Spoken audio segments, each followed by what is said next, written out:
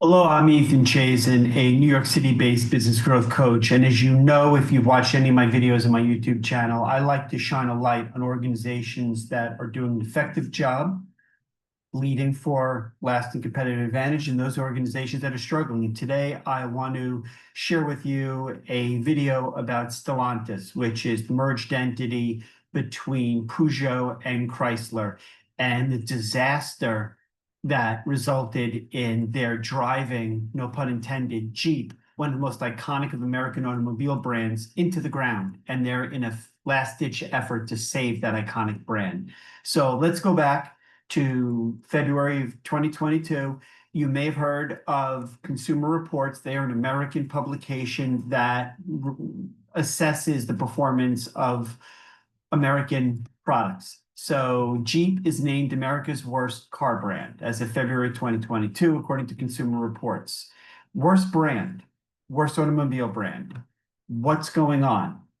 Every year, Consumer Reports publishes a ranking of the best and worst car brands based on the report cards that each brand gets. And then when you ask, what is the worst brand in 2022?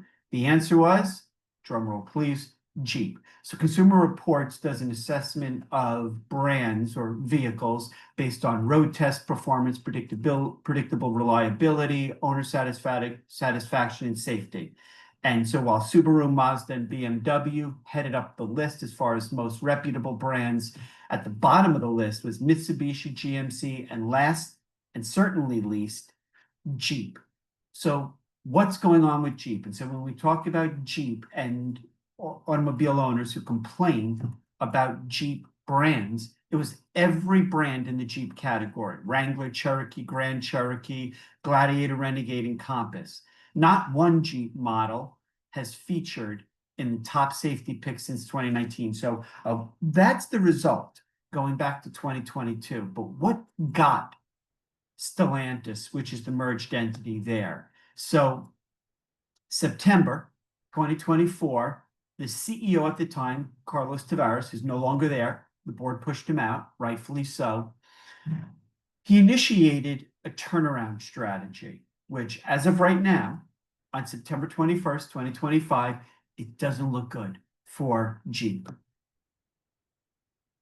Significant sales decline, literally 6 straight years, or 5, from 2019 to 2024.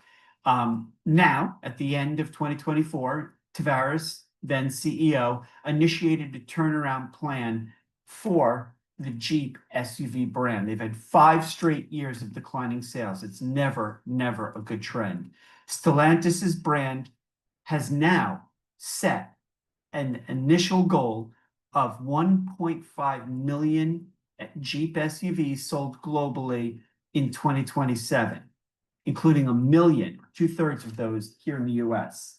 Jeep's US sales have plummeted 34% from an all-time high of more than 973,000 units back in 2018 to less than 643,000 in 2023. So it's been a disastrous run for Jeep. Okay, Stellantis Jeep brand is well known for scaling tough terrains, but its latest challenge, you think about Jeep going off-roading, its latest challenge of achieving 1 million vehicle sales in the US in 2027 is going to be a really steep road to haul. Jeep is one of those iconic American brands, especially in the automobile industry. It's seen its sales plummet since 2019, 5 years of sales decline, and 2024 wasn't looking so good either. So new CEO, Carlos Tavares, then CEO at the time of this ridiculous, subpar performance, he steps down, and in steps Antonio Filosa. He believes, Filosa, that Jeep sales woes are behind them, and it's still possible to achieve this 1 million vote. But how do you do that? How do you do that with a brand that's seen declining sales? It's got a reputation now for being horrible quality, and it was completely mismanaged through the whole automobile crisis of COVID, supply chain issues, all of those challenges. So Filosa's executed a turnaround plan for Jeep, and he says that he's already beginning to pay dividends following a 9% sales decline in the US just in the first 6 months of this year, so the first half of 2025.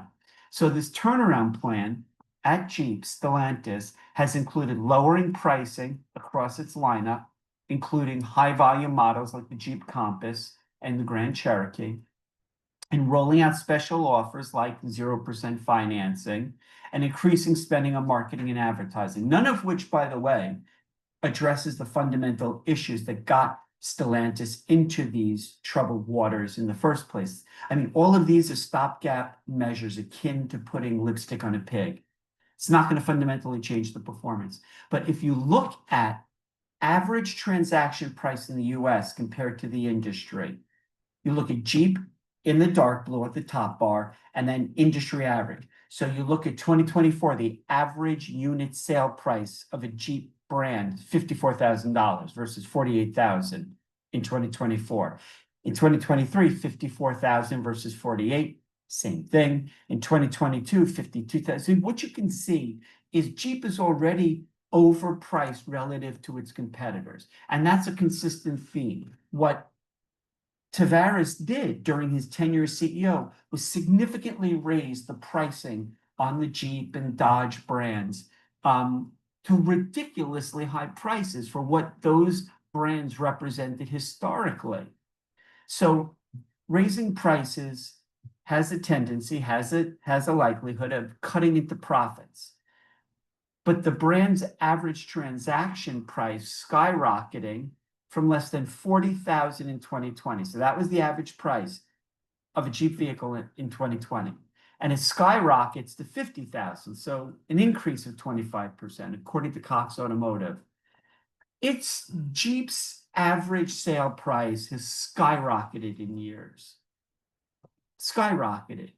So Filosa, new CEO's comments were made before the chairman of Stellantis National Dealer Center wrote a scathing, hostile open letter targeting Tavares over the company's sales losses and other business decisions that were made before COVID and well through it.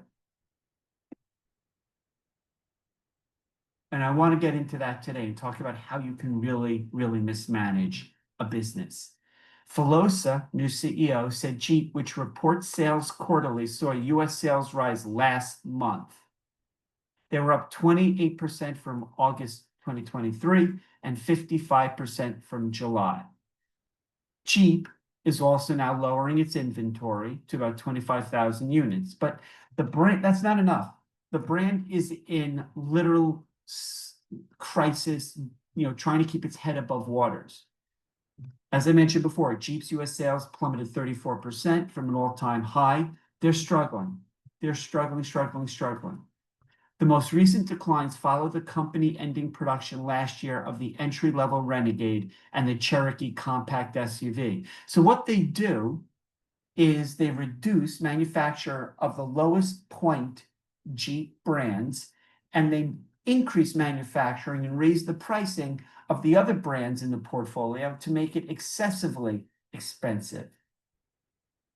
For Jeep to lose Jeep Cherokee and Jeep Renegade has been an important hit to us, says CEO Filosa. Our market coverage declined from an average of 80 to 45%. So again, a lot of problems. So let's go to Hague Partners. Why Jeep and Dodge's parent company, Stellantis, is struggling. So this, the end of 2024. Why Stellantis is struggling with Jeep and Dodge. Insights from Hague Partners. So I want to just touch upon some of their keen insights that they make about Stellantis. So ambitious goals is the first leg of this structure that's come tumbling down. They're one of the largest global automobile manufacturers in the world, Stellantis. They were formed as a merged entity in 2021 between Chrysler Fiat and Peugeot. The company boasts a portfolio that includes Jeep, Dodge, Chrysler, Peugeot, Citroën, Maserati, amongst other very, very famous brands in the sector. While this merger brought high hopes for innovation and growth, some brands, and again, I'm focusing on Jeep and Dodge, have struggled to keep pace with market demand. So what have some of the challenges been that the leadership brain trust at Stellantis couldn't navigate? Jeep and Dodge have had historically strong positions of reputation in the US market. Jeep is known for its rugged off-road brand persona, and Dodge has a reputation for high power, strong muscle car. However, the market has shifted. Consumer preferences have moved towards eco-friendly, technologically advanced vehicles. And so maintaining these traditional established brand identities is becoming harder. Alan Haig notes, for Stellantis, the challenge lies in preserving the appeal, the unique value proposition of Jeep and Dodge, but also adapting to modern expectations and regulatory standards. And they failed. Carlos Tavares failed. Product line limitations and innovation lags. One of the primary hurdles for Stellantis is limited innovation. Failure to innovate in this category with such leapfrog technologies like Tesla and Elon Musk and hybrid vehicles and electric fuel vehicles, and you're staying to your traditional core product line, they didn't adapt. While competitors are pushing out new electric vehicle models, Jeep and Dodge have been slower to embrace the shift. The lack of product diversification has created this kind of fundamental gap in Stellantis' ability to attract the next generation of car buyer.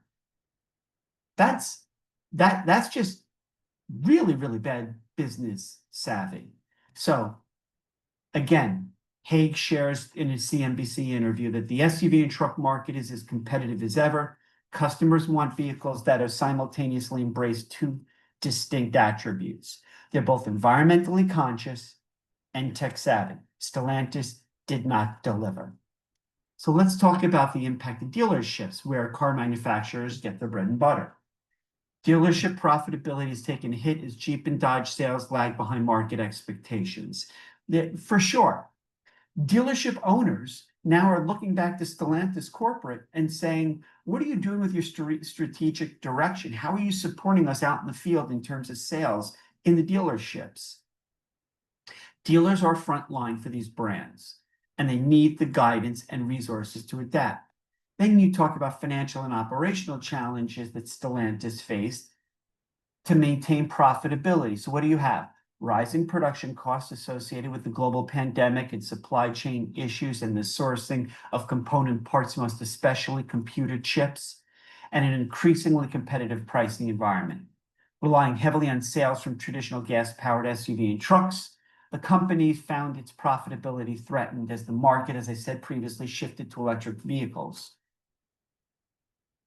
Also, when you have massive global national corporations and a complex multinational structure, it makes it difficult to make more strategic decisions with confidence in a more timely fashion. Managing a brand portfolio across that kind of global scale, across continents, time zones, consumer preferences, market dynamics, it's a mess. Now you have a competitive landscape that shifted out from under Stellantis' feet. Jeep and Dodge are also feeling pressure from legacy competitors like Ford and GM, and new entrants, as I mentioned, Tesla and Rivian, amongst others. As consumers increasingly prioritize being economically sustainable and technologically advanced, brands that don't adapt are being left behind, and that is the sum total of Stellantis' issue.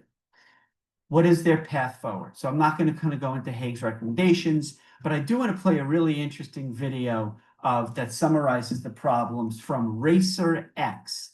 So check this out. Welcome back, everyone. Racer X here, and today I thought I would put a quick video together for you guys about the former CEO of Stellantis, Carlos Tavares, and what he is up to these days. Many of you guys are well aware that back on December 1st of last year, he resigned his position as the CEO of Stellantis after all sorts of negative press was out there. Shareholder value was just terrible. Profitability way in the tank, all sorts of damaged reputation. I mean, you name it, it was happening at Stellantis. And that's pretty much a good synopsis of what led the board at Stellantis to push Carlos Tavares out the end of 2024. So well done, RacerX. But let's dive into earlier this year, a pretty significant set of reporting details. So coming from Stellantis' own website, the announcement of Tavares out, Antonio Filosa in. Filosa, just like Tavares, has had decades of experience at Stellantis. So they fill from within. And I've mentioned in other videos that it's always interesting to watch the decision a board makes, whether they want to bring in a long-standing executive who's rose through the ranks versus somebody who's an outsider with a fresh new experience and a different set of perspective. So let's talk about Filosa. He's the chief operating officer for Stellantis in the Americas. He took over as CEO on June 23rd. So from their headquarters in Europe, Stellantis announces that the board of directors selected Antonio Filosa as new CEO. They went through an internal and also an external candidate review process, and they came upon this decision for Antonio Filosa. Also, he'll be a member of the board as executive director of the company with full authority to ensure this efficient transition. The board has granted him CEO powers that kicked in June 23rd of this year.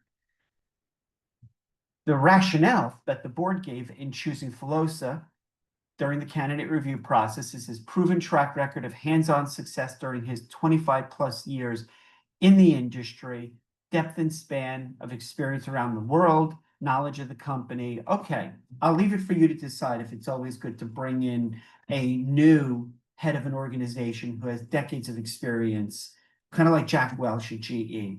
That's a you decision. But he led Stellantis in both North and South America. During his time as COO of South America, he took the Fiat brand to the market-leading position and grew Peugeot, Citroën, Ram, and Jeep brands as well. So he's got a little bit of experience leading those brands to success. Want to just play another little soundbite of another interesting video from Reuters. So bear with me a second as I kind of ramp this up.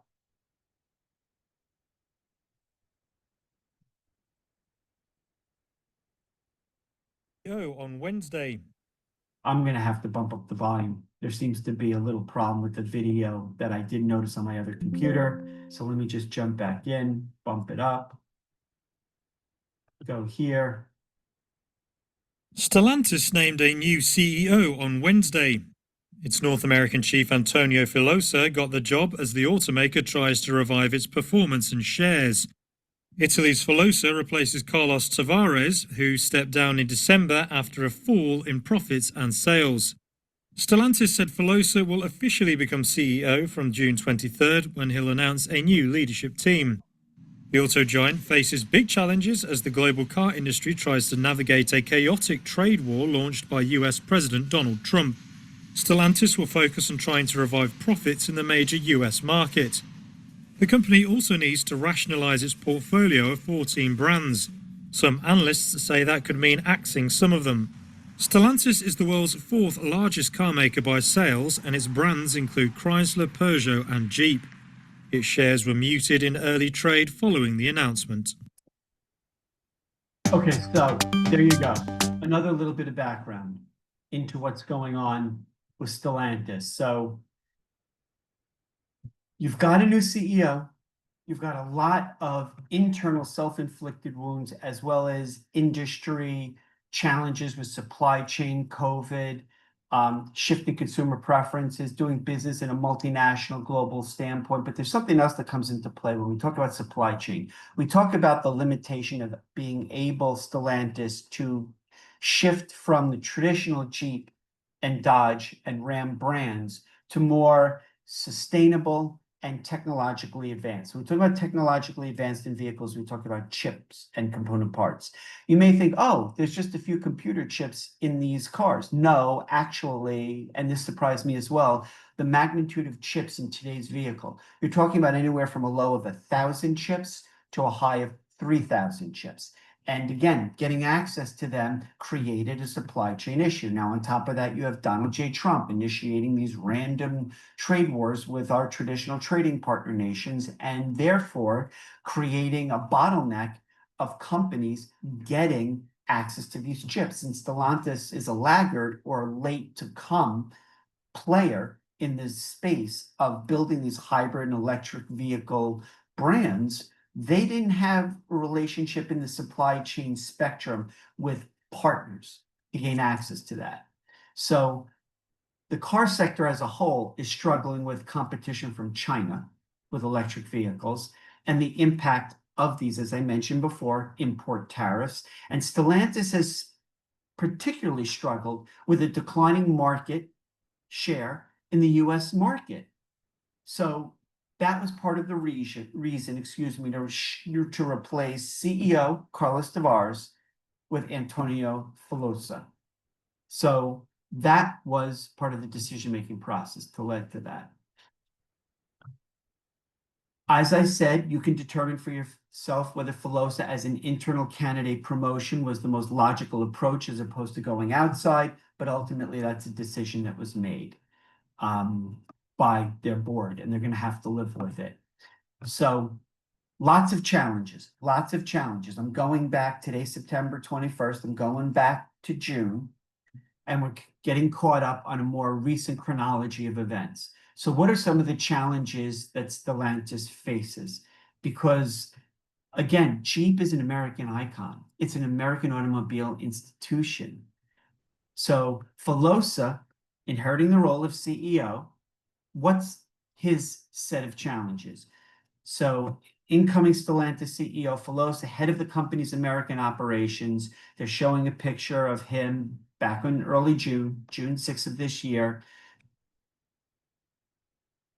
Mediocrity is not worth the trip. So during his acceptance speech or public announcement when he became CEO, Filosa had a few interesting remarks to make.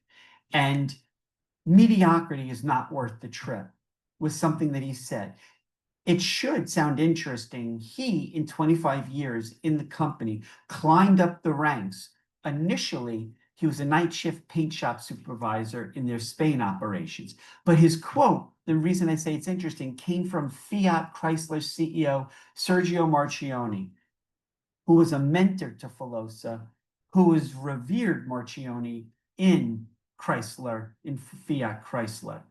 Marchionne passed away unexpectedly back in 2018 before the merger and before the post-merged portfolio of Jeep, Ram, Fiat, Chrysler, Citroen, Maserati. I mean, it's just a really stellar lineup of brands. So as Filosa steps into the CEO role, he's going to need to channel his inner Marchionne, who is deemed or revered as a dynamic executive and innovative thinker who saved Italian automaker Fiat and America's Chrysler. Is Filosa going to have similar success resuscitating the brands that are Jeep and Dodge? That's to be determined. Tavares, who was on board, who spearheaded this merger between Peugeot and Chrysler Fiat, he resigned in December over philosophical differences with the board. A years-long sales decline and a 70% drop in net profit in 2024. You have no option. When you have that kind of financial pain, you're gone as far as the CEO. So another interesting kind of snippet of a video I want to share with you. April 30th, 2025. Stellantis, the company you know for Dodge, Jeep, Chrysler, and Ram, released its Q1 report, and investors are not happy. Revenue is falling, profit is heading towards the red, its share price has crashed 70%, and the CEO just resigned. What makes this even stranger is that Stellantis had a plan to take over the automotive industry, and it all started with one man. But it backfired. What happened? How did things fall apart? To find out, we have to go back to 2021.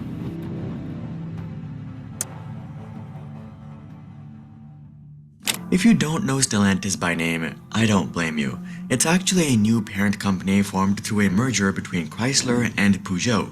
These giants joining forces made Stellantis a juggernaut overnight, putting it in the top 5 car producers worldwide and the second largest in Europe. Look at this list just for a moment. You've got Toyota, Volkswagen, Hyundai, GM, and then Stellantis. That's the echelon of top-tier automobile manufacturers in the world. And Stellantis, post-merger, ends up number 5. Only behind Volkswagen. Their brands include Dodge, Fiat, Jeep, Maserati, Peugeot, Ram, and many, many more. And that brings us to our main character, Carlos Tavares. 5 months after its birth. I'm done spending an obscene amount of money on. So that gives you a little bit of context into the background. And so this is, I think, in all my research for this video, the most interesting resource, and I'll put a link to this and all the other sources in the description below. But from Bloomberg, the corporate saga behind Jeep's downfall. Okay, I want to share this with you and put the link where you can read the entire article. An iconic brand mismanaged by a French-Italian-American auto conglomerate, profit-obsessed CEO, and a billionaire dynasty. And that was before Stellantis suffered the repercussions of crashing head-on into Trump's trade wars. So this is just 10 days ago. Early in the fourth quarter of this year's Super Bowl between the Eagles and the Chiefs, 100 million viewers found themselves being soothed by Harrison Ford from a cozy mountain lodge, mug in hand, kind of like Yellowstone. The actor riffed on life, heroes, and freedom, namely the freedom to choose a gas guzzler versus an electric vehicle. Okay, both of which are sold by Jeep. Freedom is the roar of one man's engine and the silence of another's, Ford said in a 2-minute TV spot as footage of World War II era Jeeps flickered on the screen, followed by 2 modern-day models flying into the desert. We won't always agree on which way to go, but our differences can be our strength. As Ford unplugged his hybrid Wrangler and drove off into the mountains, he flashed the 2-finger Jeep wave to a fellow traveler gunning his own plug-in vehicle. Not sure if you remember that. I sure did. The multi-million-dollar ad, pricey, to remind Americans just how much they really do love freedom in the form of a rugged vehicle, Jeep. But Stellantis, that the parent company that owns Jeep, along with Dodge, Ram, Peugeot, Citroën, Alfa Romeo, Maserati, et cetera, it was a bid to help resurrect a storied brand whose sales have collapsed. The commercial had been greenlit by John Elkman, 49-year-old billionaire chairman of Stellantis, who for the time being was also the de facto CEO. Tavares then is ousted, Filosa comes in, and you can see the global sales of Stellantis brands from 2021 to 2025. And it's just, the black line, the top line, is the 4 years prior, and then the 2025 is the sales through this year. Every single brand category is down. Jeep is the third line. You can see that's the most significant drop off between 2021 and 2025. The last thing I want to show about this article, of the many strategic blunders Tavares made during his 4-year reign on what was once a $93 billion conglomerate, his most egregious was the mismanagement of Jeep. Stellantis, crown jewel. He jacked up prices, increased production of Jeep's most expensive trims without investing in new products, which left these massive Grand Canyon holes in an aging lineup and swelling inventory sitting on dealer lots that couldn't be moved. The extent of the damage became clear July 24, when Stellantis reported that its net income had